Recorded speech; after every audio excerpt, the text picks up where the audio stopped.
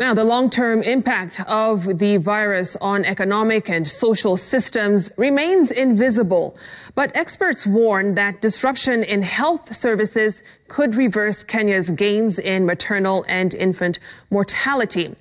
As Mashirima Kapombe reports, an initiative by a group of medics led by Dr Jemimah Kariuki seeks to minimize the impact of the containment measures instituted to contain COVID-19 spread and its impact on maternity services during curfew hours.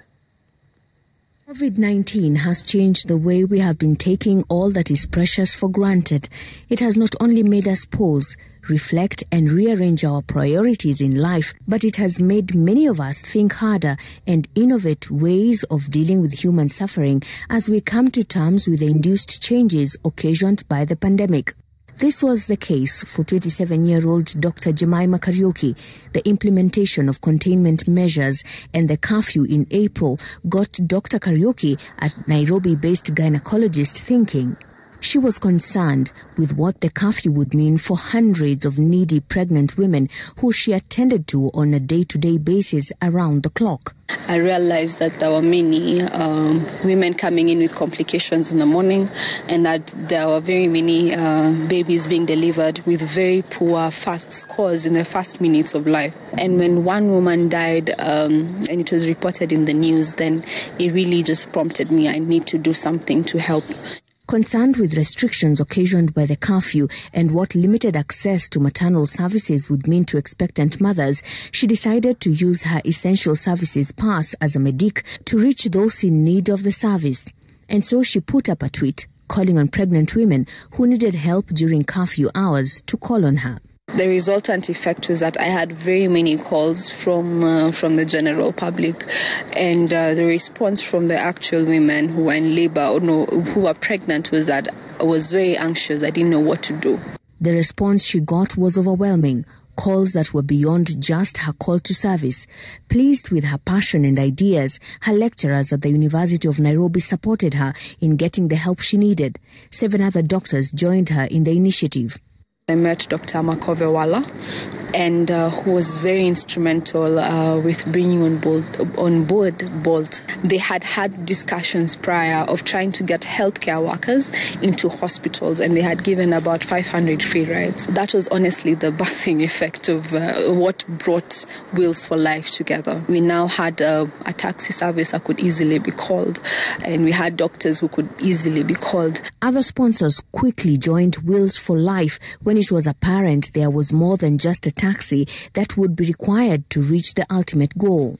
Through Telesky, we were able to actually have a call or a toll-free center where women could actually call and get to the doctors without issues, without having to pay anything. The next step process was, what happens if we get an emergency that a taxi driver cannot manage or handle?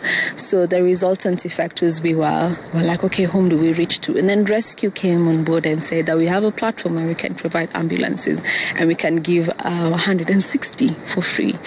And that was quite amazing because it meant that we could now cover any emergency. Between April 28th and May 30th, when the toll-free number 1196 was launched, over 4,000 calls have been made. More than 470 women have received a doctor's assistance. Taxis dispatched in that period are over 200, while more than 70 ambulances ferried expectant women to access maternal services. Dr Jemimah hopes to continue with the initiative beyond lifting of the containment measures.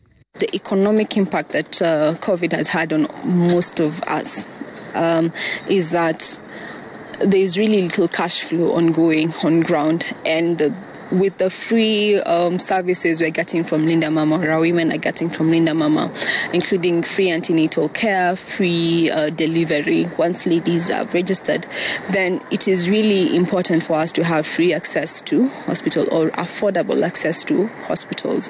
Her biggest challenge, however, has been reaching women in other counties. Someone calls you from Mombasa County and you have no idea how you're going to get a Bolt there, so you end up having to try from your partners, rather your friends on that area, so that you can try and get them help. But her smile grows wider when I ask her about the people who have been assisted by Wills for Life. There's nothing as fulfilling as a woman calling back and saying, Daktari, thank you so much for helping. And we got a bouncing baby boy, or we got a bouncing baby girl. I delivered an hour after I got to hospital, or within minutes of getting to hospital. Mashirima Kapombe, Citizen TV.